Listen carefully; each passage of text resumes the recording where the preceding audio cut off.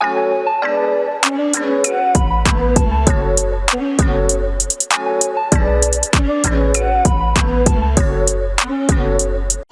everyone, I hope everybody is doing great. Anyone who's watching BNP TV today, this is your Standpoint once again, and we are, as usual, delighted to have you guys. You just keep connecting with us and be learning a lot from us. Today we have a very interesting topic. Before we get into that, let's welcome our guest. We have an amazing guest that you see, and maybe she can introduce a bit herself. Yes, my name is Gloria Nyambok. I'm the CEO of Casameza, Burundi, which is a company that deals with HR issues, recruitment, training, empowerment, those kind of things. And previously I was in the banking industry. Awesome. Yes. We are lucky to have you here. Yes. Okay, we also with Kelly, she's my co-host. Maybe she can say hello. How are you? Hi everybody. Hi Patrick, Madam Gloria, you are so welcome here. Okay, awesome. So as I told you that I will let you know about the topic shortly, let me begin with a short introduction, because this is something that we found from the statistics. It's an overview from the World Bank. It says that with a population of 12.8 million people, it was in 2022, 50.3 of whom are women and 41.5 young people under 15. Burundi is one of the most densely populated countries in the world, with a density ratio of 442 people per square kilometer. It was 2020. And that's what maybe the population projection. As I said, it's just an overview. And we have also something from the US government that says Burundi is one of the world's most impoverished countries, with 87% of population living below the World Bank poverty measure of $1.90 per day. But you know, this is something that some economists or some Burundians will not agree upon.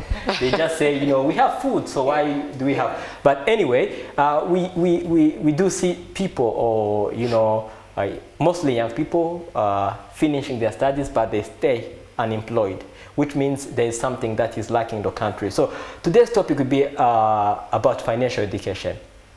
Should financial education be mandatory? That's even the first question. You can maybe answer to the question. Yeah, it's a very interesting comment you made there. I think I'm also not very sure about those numbers, although I'm an economist, so I should not be going against my own original profession. But yeah, should financial education be mandatory? I think I would say that there is a need for it. Okay, because if you just think about the concept, I mean, we come on this earth, we are born into a family, but you are not born to be a burden. You're supposed to find a way to support yourself. You are educated so that you can go on and continue the cycle of life, which means probably get married, you know, if God gives you that, who blesses you, have your children and continue the cycle of life. So to me, the whole strategy is about long-term success financially, you see. So basically it means you need to learn those skills to be able to plan your life, budget things, know how to spend. So that's why I think it's important. And then the second element of it, that is the micro side. You know, when it's now everybody at least learning some of those things, then it now goes into the greater society and into the economy. You see what I mean? So it supports also, at some way, the success of the country. Great. Kelly, what's your take on the question? Should. Yes. Here in our country, we don't have that culture of planning things. We don't plan for money. We don't plan for getting married. We don't plan for you know, there are some people who even get married because he got that girl pregnant. So go and get married. It was not in your short, middle, or long term. Then you get married without planning that. We don't even plan for money monthly. there are some people who told me that they plan when they want to buy clothes, they plan. When they want to buy stuff, they plan. But here in this country, we don't have that in our culture. We live day by day. So. Yeah, sure. I was about to ask you, do people really get married without planning that? But with the example that you provided, then I was like, I don't have any other thing to give as a feedback. Most of people get married because the girl is pregnant. Yeah, sure. Or because of the pressure of the family. Yeah. A lady gets married, they are telling her, don't you see that you are aging? Yeah, that's... You are almost 30. Yeah, Look for a husband and go. Can I give you a twist? I may be wrong, I may be right, but it's just another twist to support what she says about planning or not planning. You see, we even do weddings with support from others. Exactly. You know? But there are other people who actually plan and they don't need support from anybody to do their wedding. So I think there's an element of what you're talking about there. Yeah, sure. Do you agree? Yeah, Yes, really. both of you are really right. It's actually a typical example that people sometimes do things without planning. So what we always observe here in the country is that, you know, people are even not those who are, because we have like 80% of the population that is in the category of farmers, agriculture, and doing some other stuff like the primary sector. So some of them, many of them, they don't even have a bank card. So which means like young people, like teens, or let's take teens, because now we have fundamental school, and I do believe, and it's not even for those who are supposed to be educated, parents who are educated, they don't like have kids who have banking cards. So what do you think about that? Do you think children should get their banking card when they are still too young, or at which age? Am I answering that You one? really can, of course. Sure. Okay, you know, I always try to think about things beyond even what we have here in our country, Burundi, but look at what is happening also in other markets. So I know that way back in Kenya at some point, and I believe it is happening here in Burundi, there was this encouragement from the banks to have parents start saving something for a child in a children's account, which bears the name of that child, you see. So anytime there is a present, some uncle or auntie comes and gives some 10,000, 1,000 from the time the baby is small up to the time the child is now a grown-up, which we shall assume is 18, there's always money going in that account. So as the child becomes older, then the parent can go with the child because they are given somewhere to put their money that they are given. Then they go with the parent to the bank to deposit the money. So you see small children, you know, even if it is 7 years, 8 years, 9 years, 10 years, going to the bank, okay, receiving a birthday card from the bank. So the concept there is to start people to know that actually you need to save money, you know, save money, not just spend it, not just say I want a toy or I want ice cream, you see. So I think the age is from, I believe from below 10 years, we should start giving them some sense of what is financial management. That's my opinion. Kelly, have you heard? Below 10 years, children should have, you know, that sense of, you know, maybe managing money or doing some stuff with money. So according to you, I know we were not taught about money when we were still too young, either in our families or at school. That's something that we discovered after. I hope the same case to you. Same here. So what do you think about that? Do you think financial literacy is really important in at school or in families? Actually, it's a very good idea to teach your kid to save money. I see in films that white people, they give them what they call a pig, something like a piggy bank. Oh, yeah, thank you. Yes. They tell him, if you have $1, put it there. $10, put it there. But we were not taught like that. We were not raised like that here in Burundi. We were not raised to be people who who don't spend money as they get it. Here in Burundi, we don't have even money to spend. I'm sorry. When you get money, when you get money, the first thing is to buy things you like. I don't know if other people are like that. But when I get my salary, for instance, I'm like, oh, what do I like? I like rice. I write it and I go and buy, and there is no money left to remain to save. So I don't know if it's maybe because I lack financial education or because I don't have enough money to save. I think it's the lack of financial education. I would really put it that way. Because as you rightly say, in the West, in these European countries, you see people giving their child maybe pocket money every now and then, but you cannot come back and ask for more.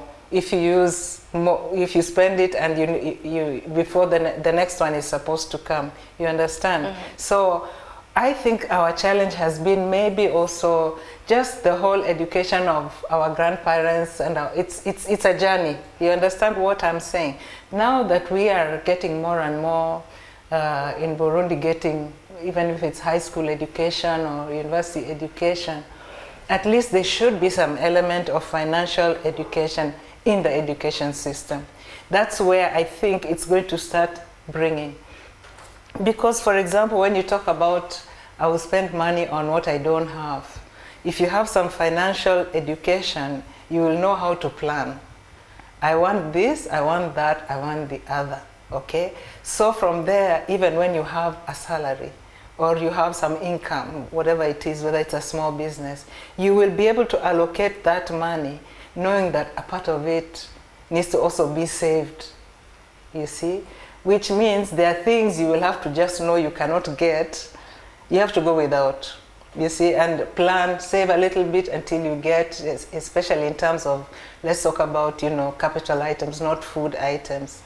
I don't know if you're getting the point I'm making. So I'm just saying that if we had at least some basics in the education system, okay, then people will start, you know, internalizing that need. Yeah. Interesting. Kelly, according to you, what is the value of money?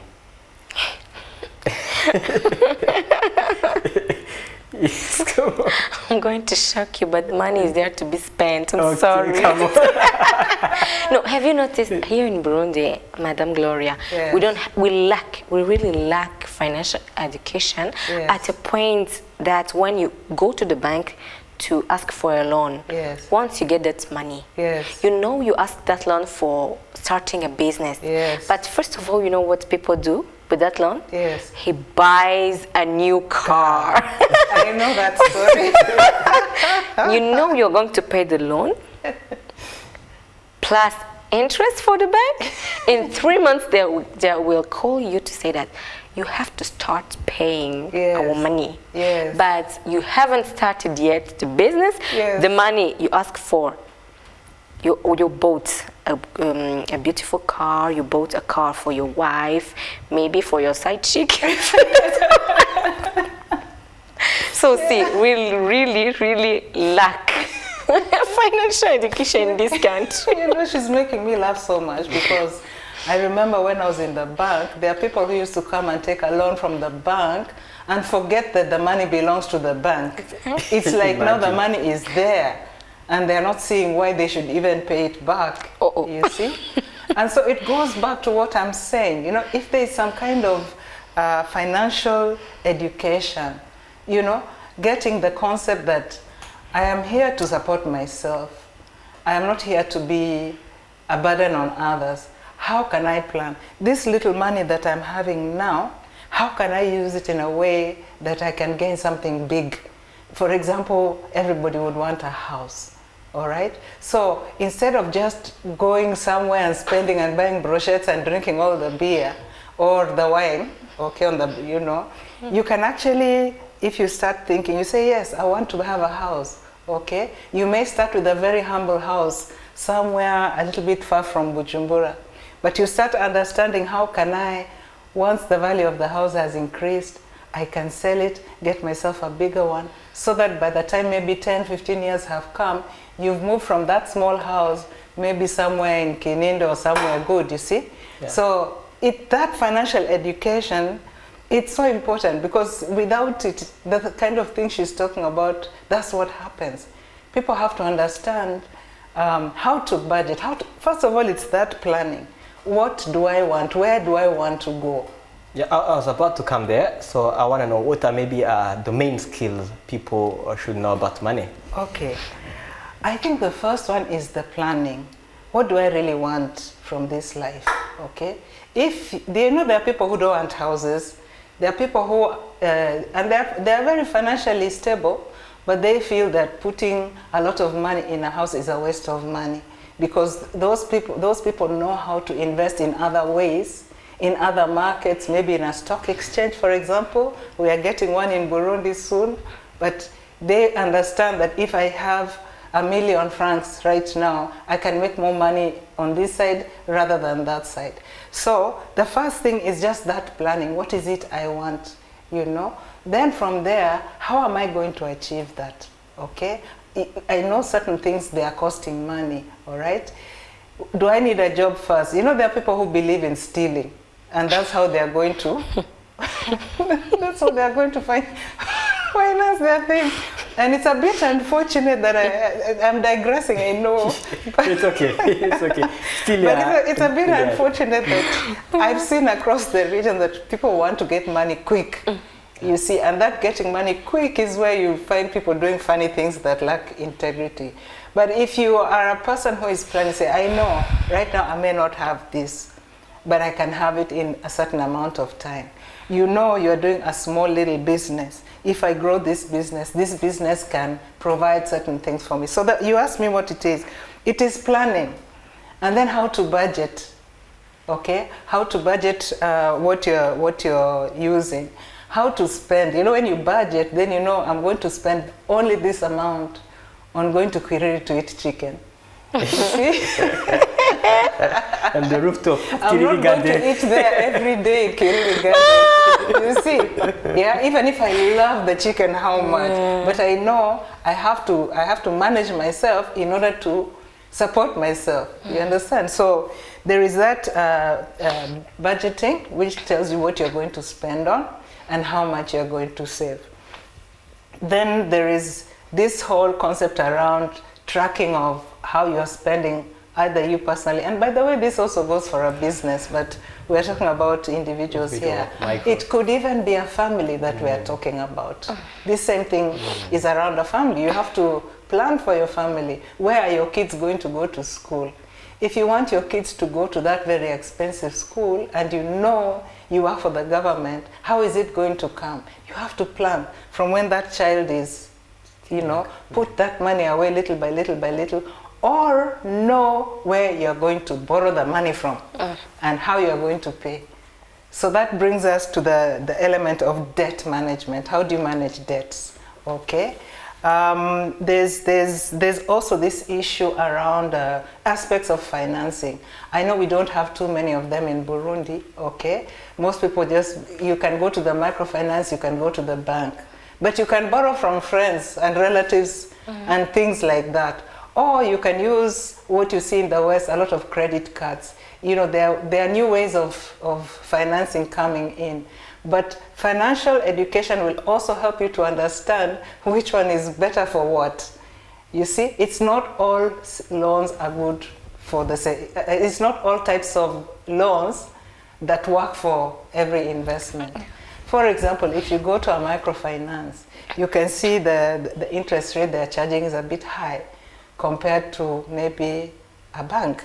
So if you want to buy a bigger item, who do you go to first? You know, should you be using a credit card to buy your rice? Okay, this is a big problem you're seeing in the West. They're funding their financial consumption, their daily consumption using credit cards, and the expense is very high. So they're getting into problems where they're having to sit down and see, how do I reorganize my whole debt structure, my whole financing structure? But if you have that financial education early enough, you will know that certain kinds of loans are not right for certain kind of things, you see? So I would say at high level, those are the elements. You know, should I use cash, for example, or can I borrow this money and invest that cash? You know, those little questions. So you become a bit more savvy, and that's how you start building your own way of supporting yourself and generational wealth, because we always want to leave something to the next generation. Absolutely. Madame was touching the question about good debt and bad debt, and that's also something that you said about, you know, people maybe taking loans from the bank, you know, thinking about starting their project, and then they buy cars. So what has maybe the side effects of a poor or worst financial decision? Oh, you know, Patrick, when you ask for a loan, you give to the bank what we call mortgage. Yeah. Yes. The bank has borrowed you money. It's not for, maybe sometimes it's like it's for 20% of interest.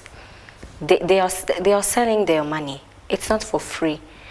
And when you don't use that money for the reason you ask for, the problem is that when it comes to pay the money, I have studied law, and I know the main problem people have here when it comes to pay loans, and you are not paying on the deadline they give you, they are going to take your house.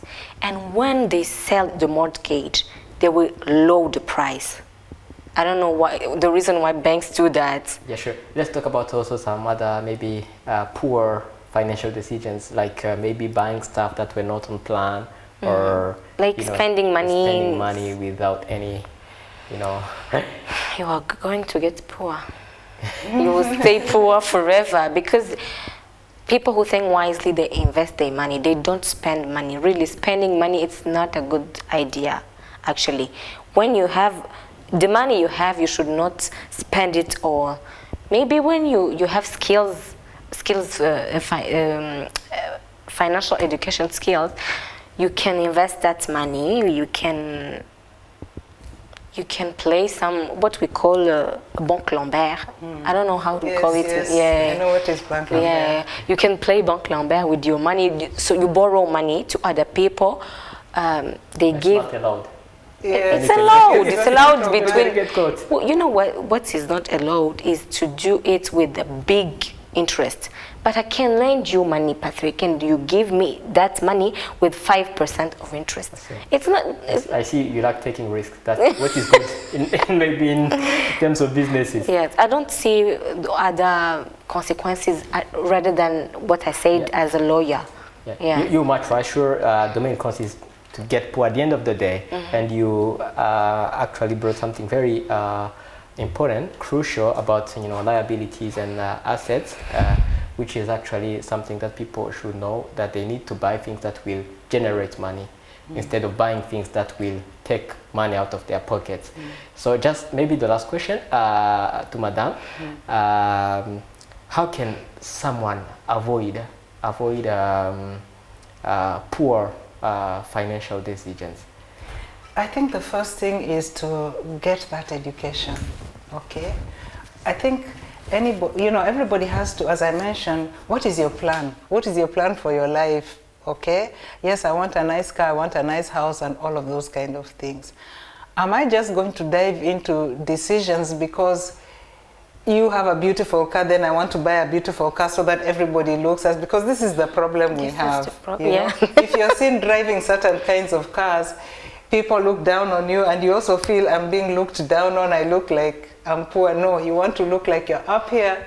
It's just an image. But what I'm saying is, it's that planning element that's really important, and you need to educate yourself. And there's so much free education on the internet. You can go to seminars, start learning slowly by slowly, things like that. So it is that education, self-education, you know, go to whatever seminars might be around. Yeah. I have a question. Come on. Here in this country, Madame Gloria, we don't have societies, portfolio societies. Burundians, when they want to invest their money, they invest in houses, in what we call in French immobilier. Real Yes. estate. Real estate. Yes. Why do we have that culture of investing in real estate instead of investing that money in societies, insurances, societies, banks? Why? I think it's a cultural thing, really. I mean, it's just that, you know, traditionally, you know, as an African, once you have a good home and what have you, you know, everybody sees you as, you know, traditionally it is that security that has been there. And then we take it back to that financial education of, you know, what can be done with money. Because traditionally the government used to own most of the companies. They were parastatals, isn't it? They're the ones who are doing the insurance, they're the ones who are doing the banking. And for us, most people grew up knowing that you are supposed to work for somebody. You're not supposed to start a business. You look better when you're a DG of a company. You know, a bank like what I was, then if I'm a DG of my own company, you understand what I'm saying? But it's just that education, financial education, which also has to come with a lot of support from the government to make people understand, okay, we don't have jobs, but you can be employers. You can invest your money in employment. And I think a lot is being done in the Vision 2025. Even people who have money, I don't know if you have you heard of that. When you have money, you buy a big bag, you stock your money in a room. You don't even think of investing that money. It's a big problem here. It is. I think it is a journey. That's what I would like to say. It is a journey because cash is something you know it is cash. You understand? You can see it and you know what it can buy. All right. Now, if you've been through, let's say, like we've seen in the past, not now. Maybe you've seen somebody put money in a bank and then the bank went down, like the problems you can hear of in our neighbors. Okay, I don't want to say which neighbors. You see, so why would I put that money in the bank? If I have it with me, I know. And if you bring me something to buy, I will give you also cash. You see? Then the second bit, of course, everybody wants to escape paying their duty to the government. Exactly. You see? Which is bad because then you are cutting down on what support the government can give society. Sure. What if you call it emergency fund? Yeah. Sometimes the people are just, protecting themselves. I guess maybe I can just thank you for your time and for your ideas. It was quite great. We learned a lot. Thank you, Madame, for your presence here. Most welcome. Thank you, Dear Kelly, for also being here. My pleasure. Okay, I want to also thank our viewers. They hope they got at least something you learned about planning, budgeting, tracking your expenses, also investing, a lot of things maybe. I hope you didn't, watch this for nothing, and you should not take this for granted as well. This is really interesting. This is really something that we need to apply into our lives, so as we also help the country to get grow, the whole continent, why not the whole world, because we need to live in beautiful places all over the world. Stay connected with us.